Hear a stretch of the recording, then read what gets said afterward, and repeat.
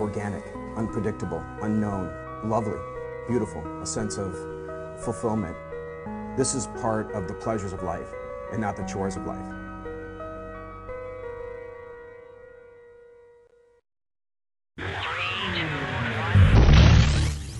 Coming up on Daily Iowan TV, stay tuned for details on the president's visit to Iowa City this week. And one Iowan is biking the country for a cause. Coming up, see how far this man plans to pedal for Parkinson's disease. And in sports, the Hawks faced a dogfight in Soldier Field. See the full highlights and if they came out alive. That's all coming your way next. Daily Iowan TV starts now.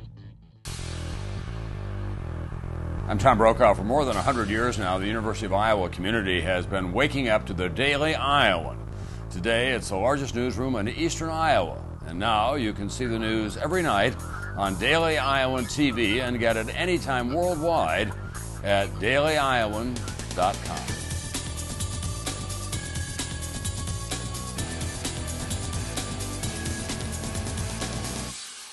Thanks for tuning in to your Monday edition of Daily Iowan TV. I'm Adam Lacey. And I'm Rebecca Hager.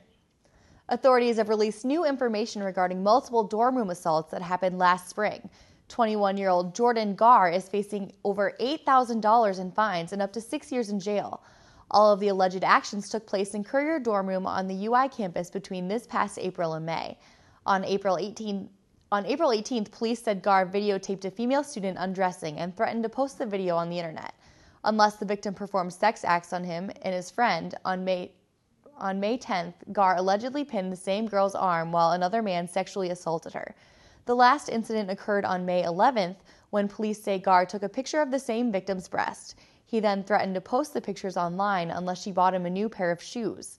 Garr is charged with extortion, false imprisonment, and assault. President Barack Obama will be making yet another stop in Iowa City this Friday. The president will be visiting with First Lady Michelle Obama, along with Vice President Joe Biden and his wife, Jill Biden. Iowa City will be the second stop after the president's nomination acceptance speech at the Democratic Convention in Charlotte, North Carolina on Thursday. This will be the president's 8th trip to Iowa this year and second visit in the last 2 weeks. The four plan on visiting New Hampshire in the morning, but will then fly to Iowa City in the afternoon. No other schedules or plans have been released about the event. Iowa's former Lieutenant Governor Patty Judge spoke to the Johnson County Democrats today during their annual Labor Day picnic. It did not take the former Iowa Secretary of Agriculture long to get her message across. Her 2 short-minute speech pushed Obama's visions for the middle class in efforts to relay one simple message: to vote for Obama. The Johnson County Democratic Party says their goal is to give information about candidates, issues, and upcoming events in Iowa City. An Iowa man is riding his bike across the country to raise money for Parkinson's disease and made a stop in Iowa City. 58-year-old Rich Mills is diagnosed with Parkinson's disease and is biking from San Francisco to Washington, D.C. to raise awareness. Mills is also raising funds for the Michael J. Fox Foundation and the American Parkinson's Disease Association. When Mills finishes his journey, he plans to present a petition to the Congressional Caucus on Stem Cell Research. The Winterist native has been biking 45 miles a day since the beginning of August. Mills left Iowa City Monday and hopes to finish before the first year's snow. Still to come on Daily Iowan TV, sorority recruitment finished up this weekend. See why it was a record-breaking year. Plus in sports, see what issues plagued the Hawks during Saturday's game in Chicago. But first, let's go over to Nicole Meehan with a look at the weather for this shortened week. Thanks, Rebecca, and happy Labor Day to all of our viewers. You can see some students on campus felt some hot temperatures during their day off from classes. Even with mostly cloudy skies, we did see some sun trying to peek through those clouds. Temperatures climbed all the way up to the high 80s. Tomorrow we will see this type of weather most people hope to see on their day off. It'll be another hot day, but this time with some sunny skies. It'll be 74 in the morning and jump up to about 88 in the afternoon. For the evening, it'll be partly cloudy. And now we'll take a look at the rest of the week. Wednesday will be sunny with slight chance for thunderstorms. The afternoon will reach 87 degrees and lower to 53 later that night. Thursday will reach 82 degrees with 59 in the evening. There will be partly cloudy skies, but no chance for rain, which is good news for those going to the Hawkapalooza concert. Friday is when we will see a slim chance of thunderstorms again. There will be a high of 78 and a low of 52 Saturday. It shouldn't be too hot for those Hawkeye fans. Temperatures will only reach about 73 degrees. Skies will be partly cloudy for the first home football game. Sunday will have a high of 77 and a low of 50 with sunny skies. And that's all for weather. Back to you at the desk. Thanks, Nicole. You can now study during any hours of the day at the IMU, thanks to the UI student government. The UISG will provide $6,000 of funding, allowing the IMU to remain open for 24 hours. This extension begins September 4th. It includes seating areas in the River Room, Hubbard Commons, and the third floor at ITC. UISG first achieved 24-hour access to the IMU in the fall of 2010. This weekend was the closing weekend of sorority recruitment at Iowa. A record number of women signed up to find a family of sisters and a new place to call home. I was able to tag along and see what all the rush was about. University of Iowa women have been gathering here at the IMU for the past 2 weekends for fall formal recruitment. A record number of women signed up for recruitment this year, raising the stakes for each of the chapters. We had 741 women signed up for Fall Formal Recruitment 2011, and like I said before, this year we have 872, so we were 131 women more this year. Recruitment used to be a full week before school started. This is the second year that the Panhellenic Council has held recruitment during the first 2 weekends of the fall semester, and they say that it's been a success. Yep, there's been a huge difference ever since we changed the process after school started. Definitely because a lot of women don't know about Greek life until they get to campus and notice that their roommate or their best friends actually signed up and they want to do it as well. So it really gives a lot of people more of an opportunity to find out about it, more than just like orientation and stuff. In order to find their new home in the Greek system, the freshman and sophomore women took a special recruitment CAM bus to different events at Iowa chapters. Greek women and potential new members had a chance to meet and get to know each other so that today they could be proud to wear their new letters. Meeting these girls, finding out what their interests are, their hobbies, and finding girls that have similar personalities to me it's an awesome experience. And being from Iowa, I don't get to be exposed to a lot of different people, and it's nice to have a change. Today, each sorority on campus accepted the new woman into their sisterhood. The number of women that bid on sorority chapters has not been released yet. Now it's time for a look at what's happening outside of Iowa. A Secret Service truck that was stolen in Detroit has been found. Officials found the truck, which was carrying equipment for Vice President Joe Biden's speech in Detroit, in a parking lot 3 miles away. A Secret Service spokesman said the U-Haul was not carrying any weapons and would not comment if anything was stolen. A suicide bomb in Pakistan has left 2 dead and 19 injured, including 2 Americans. The bomber rammed his car into a U.S. government vehicle in the city of Peshawar. The bomber's car was filled with more than 270 pounds worth of explosives. This is being called one of the worst attacks on the U.S. while in Pakistan. The grandson to the founder of the popular energy drink Red Bull was arrested this afternoon after a hit-and-run accident in Thailand. Vor Yovidya was driving his Ferrari when he struck a police officer and dragged his body down a Bangkok street. The investigation became more complicated when a lower-ranking officer tried to cover up the accident by turning in false suspects. Bangkok police eventually found Yovidya in the car and arrested the 27-year-old.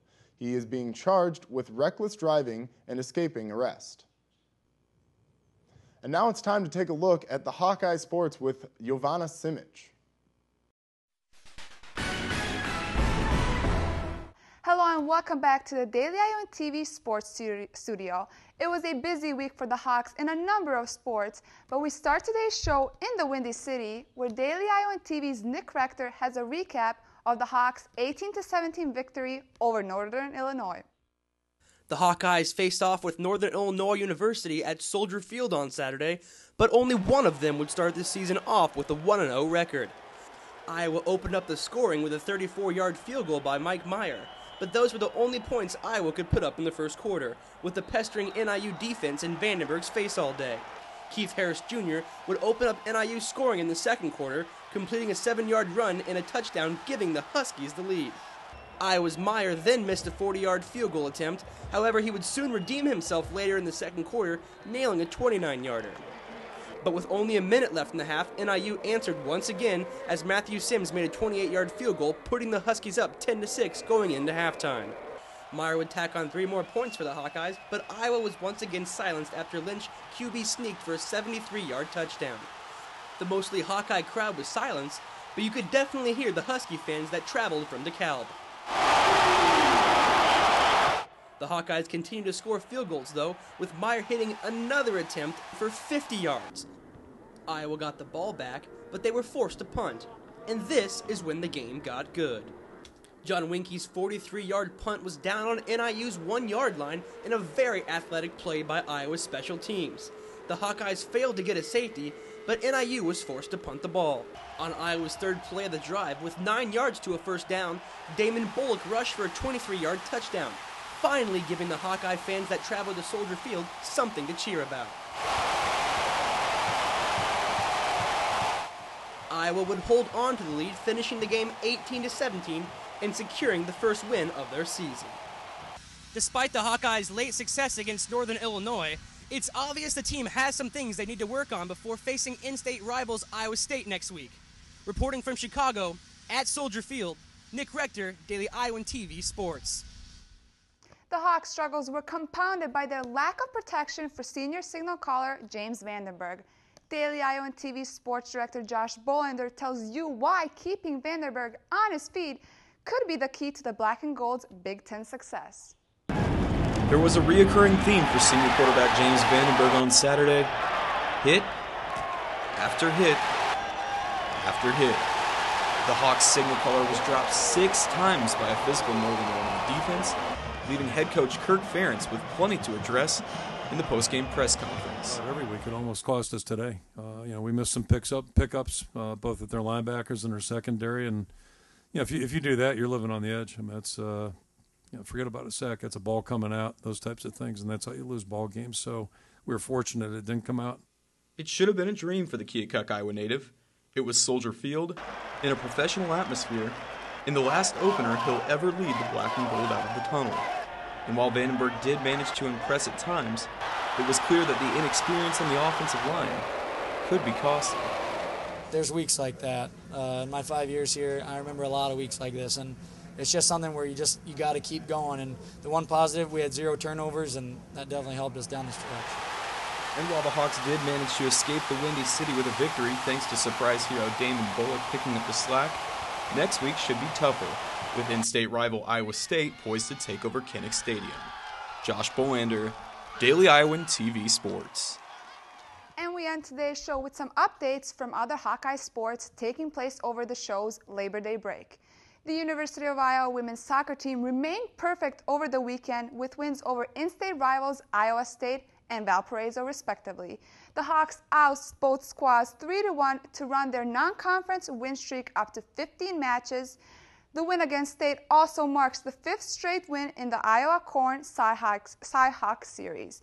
The Soccer Hawks are only 2 games away from tying the best start in school history and are currently the only undefeated team left in the Big Ten. Meanwhile, in Michigan, the volleyball Hawks nearly took home the Oakland tournament title, falling just short in a 5-set match to the tournament host. The Hawks did manage 2 victories, winning 3-1 matches over Eastern Illinois and Toledo. The Black and Gold improved their overall record to 5-2 and are back on the court this Friday versus Big East opponent Syracuse. And finally, the 12th-ranked University of Iowa women's field hockey team shut down Missouri State in their home opener 10-0, with 7 different Hawks scoring for the Black and Gold. Be sure to tune in tomorrow to catch exclusive highlights and a recap of this weekend's action with Daily Iowan field hockey beat reporter Cody Goodwin. That's all for us here in sports. Back to you at the desk. And now for a new segment where we show off the Daily Iowan's picture of the day. This picture was taken by Jacqueline Kopay of Daily Iowan. This picture shows Art Sherrill, a university doctor who also runs the Iowa Swing Dancing Club. And only with Daily Iowan TV can you get a sneak peek at tomorrow's issue of the Daily Iowan. Tomorrow, the Daily Iowan will have more information surrounding the assault that took place in Courier this spring. Plus, see what professionals are saying about the impact of minorities in the upcoming election. You can also read more about the swing dancing doctor. That's your latest edition of Daily Iowan TV. Be sure to check us out tomorrow or anytime online at dailyiowan.com. Thanks for watching and have a great night.